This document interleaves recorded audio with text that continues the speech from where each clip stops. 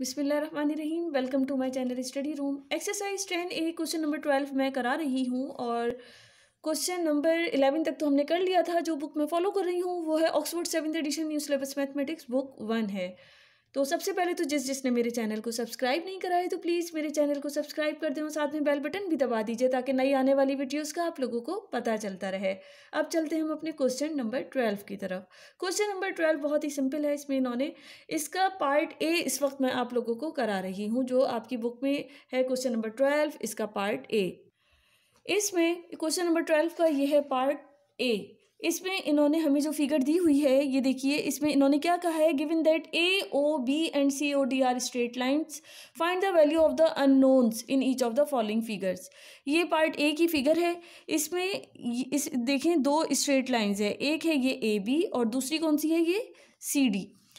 इन्होंने हमसे कहा है कि जो अननोन्स हैं उनकी वैल्यू मालूम करनी है। इसका जो एंगल है ए ओ डी वो कितना है 2b डिग्री प्लस 13 डिग्री, और ये है सी ओ बी ये कितना है 103 डिग्री, और बी ओ डी ये एंगल है 7a डिग्री। तो हमें ए की वैल्यू मालूम करनी है, ये अननोन है, और बी की वैल्यू हमको मालूम करनी है। तो देखते हैं किस तरह करते हैं। सबसे पहले तो ये आपको बात पता है कि ये जो लाइन है सी डी ये स्ट्रेट लाइन है, और ये जो है ए बी ये भी स्ट्रेट लाइन है। तो सी डी स्ट्रेट लाइन है और हमको पता है कि जो सम ऑफ एडजेसेंट एंगल्स हैं जब वो किसके इक्वल होते हैं, वो 180 डिग्री के इक्वल होते हैं। जब भी कोई लाइन स्ट्रेट हो तो उसके जो एंगल्स का सम है वो किसके इक्वल होता है, वो 180 डिग्री के इक्वल होता है। तो सबसे पहले तो मैं 7a degree plus 103 degree is equal to 180 degree करूँगी। यहाँ से a की वैल्यू निकालेंगे, फिर आगे देखते हैं क्या करेंगे हम। ये वही फिगर है जो बुक में है आपके क्वेश्चन नंबर 12 की पार्ट ए है, ये उसकी ये फिगर है। इसमें भी देखें ये स्ट्रेट लाइन है। तो सबसे पहले मैं क्या करूँगी, सी डी जो स्ट्रेट लाइन है इसका ये वाला हिस्सा हम देख रहे हैं इस तरफ का, इधर जो जितने एंगल्स हैं 103, एक एंगल क्या है 103 डिग्री प्लस 7a डिग्री, ये किसके इक्वल है, ये है 180 डिग्री के, क्योंकि ये एक स्ट्रेट लाइन है। तो एडजेसेंट एंगल्स जो हैं उनका जो सम है वो 180 डिग्री होता है। Adjacent angles on a straight line, ये हमने बता दिया। फिर 103 ये इधर प्लस हो रहा है, इधर जाएगा तो माइनस हो जाएगा। 7a degree is equal to 180 degree minus 103 degree, और इस तरह a डिग्री ये 180 में से 103 माइनस करेंगे तो मेरे पास आ जाएगा 77 डिग्री अपॉन ये 7 मल्टीप्लाई हो रहा था, इधर भेज दिया तो डिवाइड होगा, और मेरे पास a डिग्री की वैल्यू 7 को कैंसिल करेंगे हम इससे, 77 को कैंसिल करेंगे 7 से, तो 7 11 जा 77 आएगा, और a डिग्री कितना आ गया 11 डिग्री। इस तरह a की वैल्यू हम कह सकते हैं a किसके इक्वल है 11 के।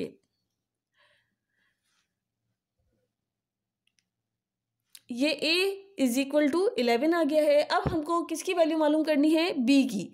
इधर आप देख रहे हैं ये जो एंगल इन्होंने दिया हुआ है AOD, हमें ये बात पता है कि ये AOD और COB ये वर्टिकली ऑपोजिट एंगल्स हैं।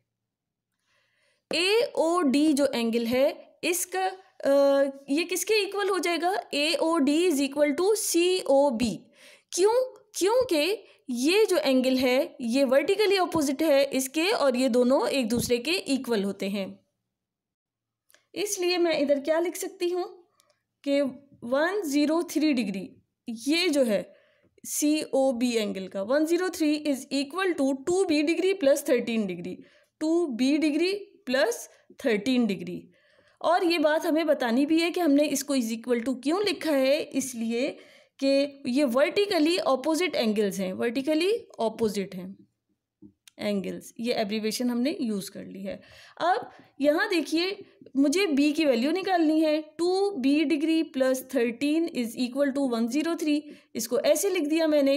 अब 13 को इधर भेज देंगे, 103 माइनस 13 हो जाएगा अपॉन 2 इधर मल्टीप्लाई हो रहा था, इधर डिवाइड हो जाएगा। और इस तरह आप जब इसको सॉल्व करेंगे तो ये आएगा 90 डिग्री डिवाइडेड बाय 2, 2 4 ज़ा 8, 1 इधर भेजेंगे तो 2 5 ज़ा 10। और बी की क्या वैल्यू आ जाएगी, B degree is equal to 45 degree. हमको बी की वैल्यू चाहिए, डिग्री साइन हमने हटाया तो B is equal to 45। A और बी दोनों की वैल्यूज आ गई हैं हमारे पास। अब हम चलते हैं इसके पार्ट बी की तरफ। अच्छा, अब जो है इसी क्वेश्चन नंबर 12 का पार्ट बी जो है, इसमें देखिए ये दो स्ट्रेट लाइंस हैं ए बी, और ये कौन सी है, सी डी। ये दोनों जो इंटरसेक्ट कर रही हैं, पॉइंट ओ पे इंटरसेक्ट कर रही हैं। अब आप देखिए, अगर मैं सिर्फ सी डी को देख रही हूँ, ये जो लाइन स्ट्रेट लाइन है सी डी, इसके जो एंगल्स हैं, ये सी ओ बी है 3C डिग्री, और बी ओ ई ये है 49 डिग्री, और इधर है ये ई ओ डी जो है वो है 62 डिग्री। और यहाँ देखें ए ओ सी ये है ई डिग्री, और ए ओ डी है डी डिग्री। हमें सी की वैल्यू भी निकालनी है, डी की भी, और ई की वैल्यू, सी डी और ई की वैल्यूज़ हमको मालूम करनी है। सबसे पहले मैं क्या करूँगी, मैं स्ट्रेट लाइन को फॉलो करूँगी। सी डी स्ट्रेट लाइन है, हमें पता है जो स्ट्रेट लाइन होती है उसके जो एडजेसेंट एंगल्स होते हैं उनका सम जो होता है वो 180 डिग्री होता है। तो मैं 3C ये वाला ले लूँगी, 49 लूँगी और 62। अभी मैं इस ऊपर के हिस्से को नहीं देख रही, मैं सिर्फ ये वाले इस हिस्से की तरफ के मैं एंगल्स को देखूंगी। 3C 49 62 इन सबको सम करूंगी इज इक्वल टू 180 डिग्री, क्योंकि ये एक स्ट्रेट लाइन है और इसके जो एडजेसेंट एंगल्स हैं वो उनको सम करके वो 180 डिग्री के इक्वल होते हैं। यहाँ से मुझे सी की वैल्यू निकलेगी। फिर देखते हैं आगे क्या करेंगे। अब ये देखिए 3C डिग्री मैंने लिख लिया, 3C degree plus 49 degree, 49 degree ये सी डी मैंने ये लाइन ली है और इसके एंगल्स को मैं सम कर रही हूँ। 3C degree plus 49 degree plus 62 degree, और ये मुझे पता है ये 180 डिग्री के इक्वल होता है इन तीनों का सम, क्योंकि ये एक स्ट्रेट लाइन है। और अब मुझे इनकी एब्रीवेशन भी बता देनी है, क्यों, क्योंकि ये एडजेसेंट एंगल्स हैं स्ट्रेट लाइन पर, ऑन अ स्ट्रेट लाइन। अब हम यहाँ से 49 और 62 को 180 के पास भेज देंगे। 3C डिग्री हमने अकेला किया क्योंकि हमें C की वैल्यू चाहिए।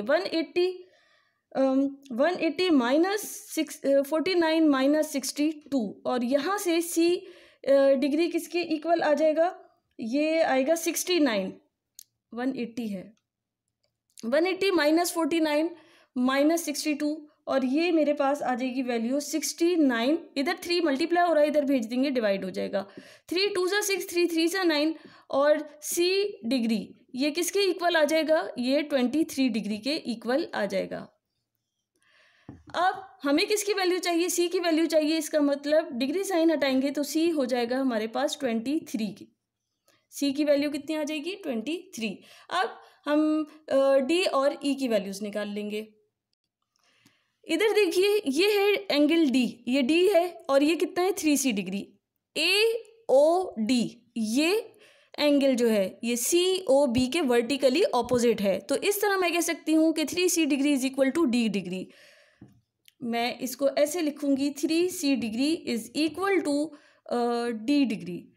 और इधर मुझे इनकी एब्रीवेशन बता देनी है। क्यों मैंने ऐसे लिखा है, इसलिए कि ये वर्टिकली ऑपोजिट एंगल हैं, वर्टिकली ऑपोजिट एंगल्स। इस तरह मैंने इधर C की वैल्यू पुट करनी है।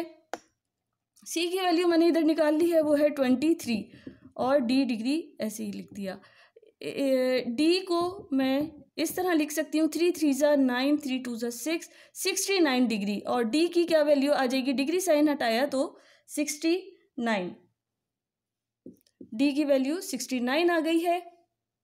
अब इधर आप देखिए मुझे E की वैल्यू निकालनी है, और E की वैल्यू निकालने के लिए आप इस लाइन को अगर मैं फॉलो कर रही हूँ, ये है CD स्ट्रेट लाइन है, और इसके जो एंगल्स हैं इनका जो सम है वो 180 डिग्री होगा।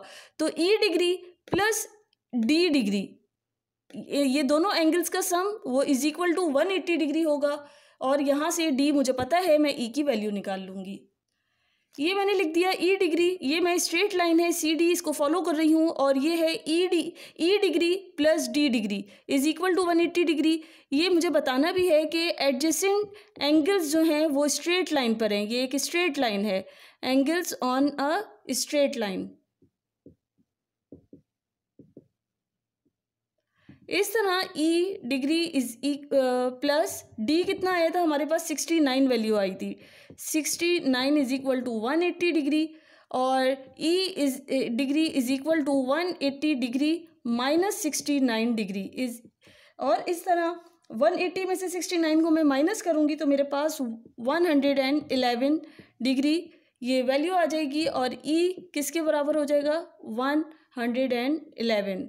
इस तरह मैंने सी डी और ई तीनों एंगल्स जो अननोन वैल्यूज़ थी उनकी मैंने वैल्यूज़ मालूम कर ली हैं। इसका ए और बी पार्ट मैंने आप लोगों को करा दिया है, सी और डी इंशाल्लाह नेक्स्ट वीडियो में मैं आप लोगों को कराऊंगी। और अगर कोई प्रॉब्लम है तो आप लोग मुझसे पूछ सकते हैं, और मेरे चैनल को लाइक करना, शेयर करना, सब्सक्राइब करना नहीं भूलें। Thank you.